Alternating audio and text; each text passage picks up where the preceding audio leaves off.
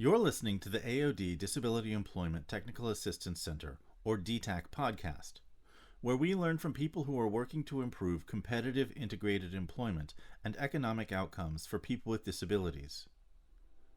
In today's episode, we talk to DETAC's self-advocate advisor, Nicole Leblanc, about her personal perspective on person-centered thinking and best practices for engaging people with disabilities through a person-centered process, particularly related to employment.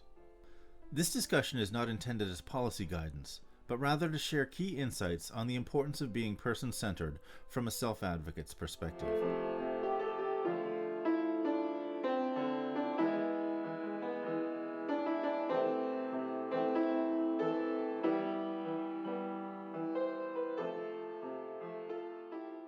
Nicole Leblanc, please introduce yourself.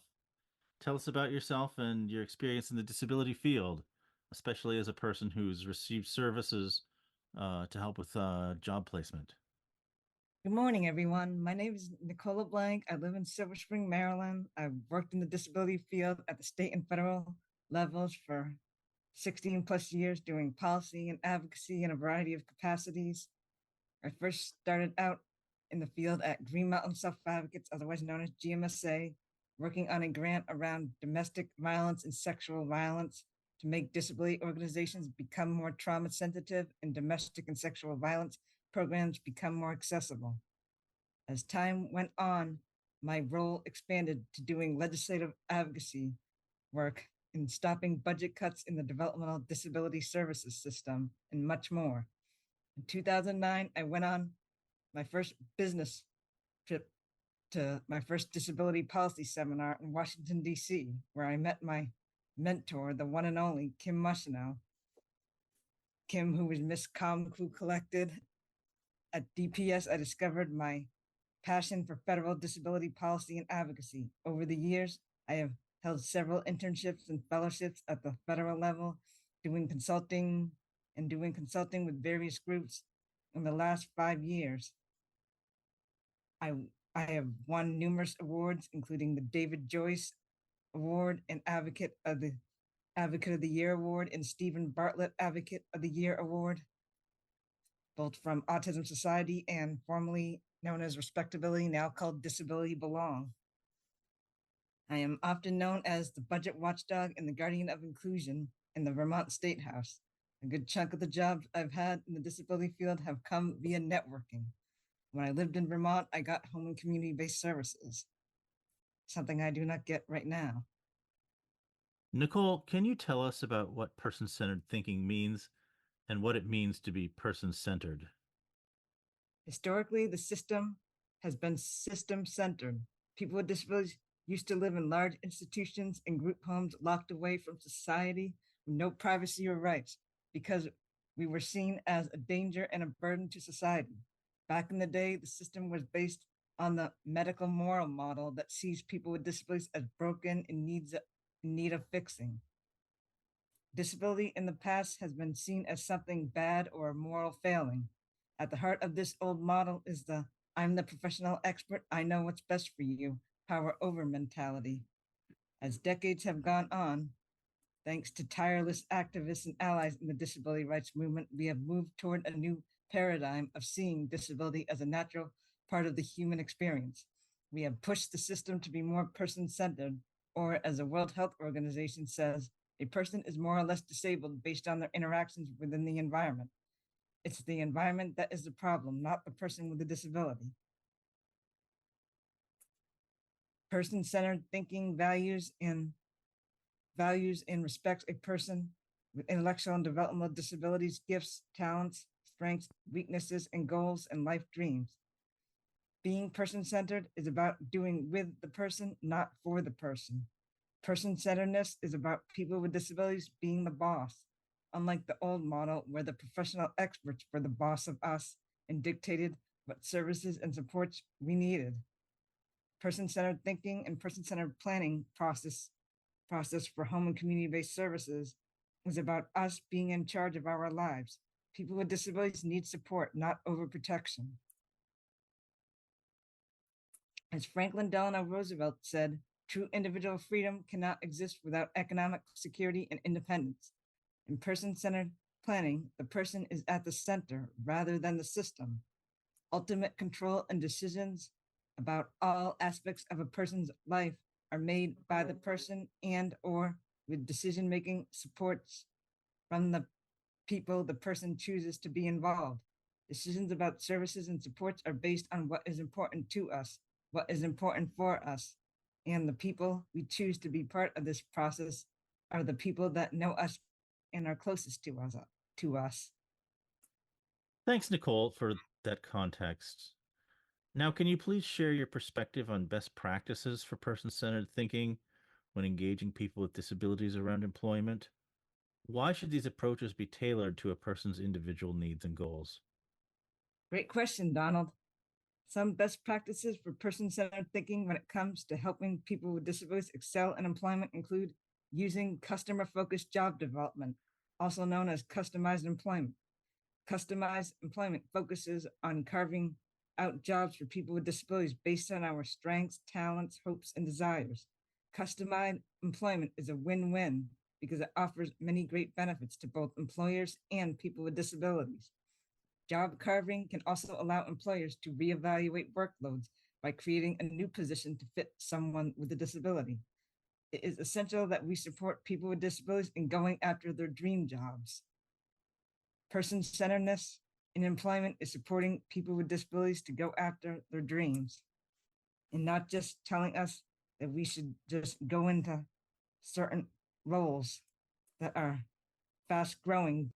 Another thing at the heart of person-centeredness is embracing the dignity of risk and supporting people with disabilities to get outside of their comfort zone.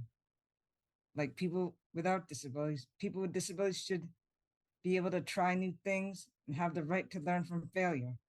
You know, for instance, just placing someone with a disability in any old job slot is an example of what is not person-centered.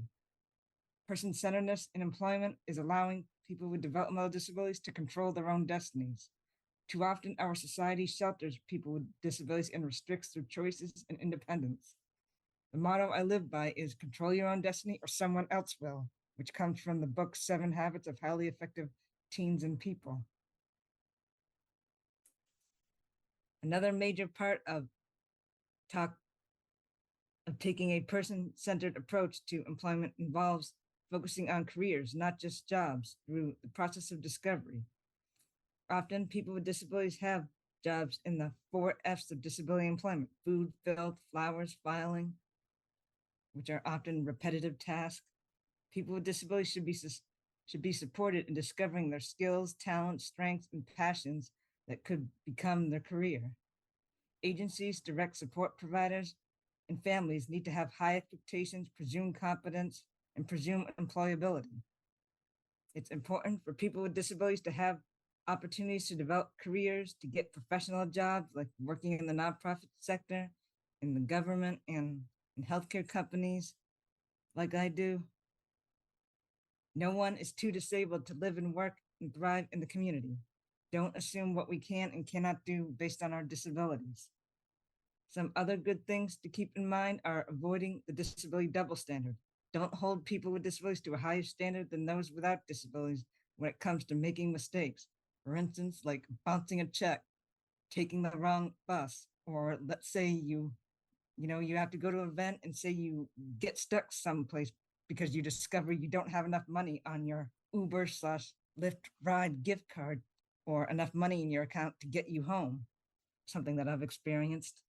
Embrace important to, important for, nothing about us without us, which nothing about us without us is the motto of the self-advocacy and civil rights movement. It is a concept that focuses on what is important to us and what we need for good supports in our lives. Working in a person-centered way requires us to see the person first, what matters to them, not just what is wrong with them. Example, what routines in their daily life are important to them, like going to self-advocacy group, going to their job, or going to, let's say the store to get their favorite breakfast food. In the case of important for them, staying healthy and not catching COVID due to high risk of complications is one example of important for them. Thanks, Nicole. These are some important ideas for listeners to understand. Now, can you talk about some basic do's for person centered thinking around employment? Here are some examples of the do's for being person centered when engaging people with disabilities around employment and in the person centered planning process. Number one, embrace the dignity of risk and don't be overprotective. Number two, have high expectations. As I often say, I don't suffer from autism, I suffer from low expectation syndrome. Ask what the person prefers with respect to people first versus identity first. Respectful language. For example, if you need to mention a person with a disability, say person with a disability, not disabled person or special needs. Use plain language, not all the system gobbledygook. Plain language is anything written between a fourth and sixth grade levels. Plain language is inclusive language. It makes people feel like they belong at the table. You can learn more about plain language at www.plainlanguage.gov or selfadvocacyinfo.org, which is the website for SARTEC, Self-Advocacy Research Technical Assistance Center, where they do training on plain language. Another thing, presume competence. Don't assume what we can and cannot do based on our disability. Learn to let go. This is about not being overprotective as a parent or professional when supporting adults with developmental disabilities. It's about giving people with disabilities freedom in the community to live, work, try new things, mess up, or fail. Too often, we hold people with disabilities to higher standards than those without disabilities. For instance, bouncing checks, running out of food during the month, getting on the wrong bus. People with disabilities should not always have to be perfect at everything in life, and we shouldn't always be punished harsher than those without disabilities. Number 7, have an accessible agenda for person-centered planning meetings. This means it should be in plain language so everyone can understand what is going on and what's going to be discussed. Number 8, dream big. Number 9, focus on supporting the person in discovery of goals, hopes, and dreams in specific areas of life, like employment. Number 10, help clarify who can provide support around the person's specific goals, employment, health, financial, etc., like a job coach, direct support professional, shared living provider, family member, and or other allies/friends. 11, do believe in us.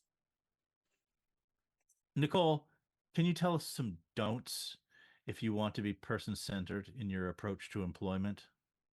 Sure, Donald. Here are some don'ts that I recommend when it comes to being person centered in conversations and planning meetings about employment. Don't be overprotective and risk adverse. Don't hold people to higher standards than those without disabilities.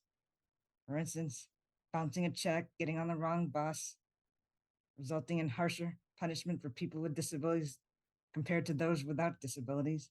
Don't use offensive or outdated terms like special needs or the word mild MR. Don't treat adults with disabilities as kids by saying things like, this is my foster daughter, so and so, when introducing us to others. Avoid using or referring to the developmental age mindset, meaning don't say Susie Q has the mind of an 8-year-old. Don't speak too fast. Don't use lots of acronym norms or what I call alphabet soup. Don't use sarcasms or idioms or sugarcoat it. Tell it like it is. Sarcasms and subtle humor can leave some people out of the conversation. Many people with autism struggle with figuring out the meaning of sarcastic jokes. I know I certainly struggle with that. Be creative, think outside the box. When you have always done what you have always done, you will always get what you have always got. Thanks, Nicole. Can you tell us more about why honoring a person's goals and wishes is essential to person centered thinking and planning related to employment? Honoring a person's dreams, goals, and wishes is an essential part of being person centered. This is because it shows respect for our personhood. It's important that providers and families put themselves in our shoes. Empathy is a two-way street. Employment is one major aspect of having a good life. Many states, particularly the last several years, become employment first states where the first service you get when you go through the waiver process is employment. Maryland, the state that I live in, is an employment first state. Employment is one of the keys to true community inclusion because without money, you can't really do much in life. When people with disabilities work, society sees people with disabilities in a much more positive light. They see us as givers, not just takers from the taxpayers. What are some types of things someone might discuss in a person-centered employment planning meeting? I presented and took part in a discussion about the intersectionality of person-centered planning and employment at the TASH conference in 2023. And the presentation addresses some of this. The person should be able to choose who to include in the meeting or meetings. Person-centered employment planning involves the person talking about their overall goals, dreams, desires, and preferences. Like, I want a job, I want to make money, I want to have a good life, but also what kind of place do I want to work at? Like, what type of organization or business? Do I want an in-person essential or a virtual / remote job? Who will my coworkers be? What will my schedule look like? You might also focus on discovery, like what are the skills and talents I have that could help me get a job? It might also include discussion about post-secondary education that could support their employment goals, like going to think college, and other related goals like being financially independent or saving money for a big purchase. Person-centered employment planning would also focus on what services and supports someone might need to reach their goals for employment. What tools and resources are available for people who want to learn more about person-centered thinking and person-centered planning? National Center on Advancing Person-Centered Practices and Systems, otherwise known as NCAPS, which is run by HSRI, Human Services Research Institute, one of the companies I work for, publishes resources on person-centered thinking and planning on their website. There's also tools like the Integrated Support Star from Charting the Life course. The Integrated Support Star principle and tool can be used by anyone, families, individuals, professionals, to guide their thinking about supports. It can be used for mapping current services and supports, problem solving for specific need, or planning next steps. The STAR can help explore current needs, identify gaps, and plan how to access supports for the future. The tool can be used to guide a conversation over the phone or be facilitated at an in-person planning meeting with one person or a group of people for an overview of how and why to use the Integrated Support Star. DETAC also did a webinar with NCAPS in January 2024 about the role of person-centered planning for employment support. Nicole, are there any final thoughts you'd like to share on this topic before we close it out? Empathy is a two-way street. Believe in us, support us in meeting our goals as we define them with the people that we want to have engaged in the process. Have patience, use available information, resources, and support to make an informed choice about your career. Remember, we want the same things in life as the neurotypical or non-disabled world does. Honoring our wishes and goals is about showing respect for us as people with disabilities, to be creative. Remember, there is a job out there for everyone. No one is too disabled to live and work in the community. Lastly, being person-centered is just the right thing to do. It's the moral thing to do. And lastly, the motto I live by: control your own destiny or someone else will. Act or be acted upon. Nicole Leblanc, thanks for talking to us about person-centered thinking and employment today. It's been great being on your show today. You've been listening to the AOD Disability Employment Technical Assistance Center podcast. Today we spoke with Nicole Leblanc, DETAC's self-advocate advisor.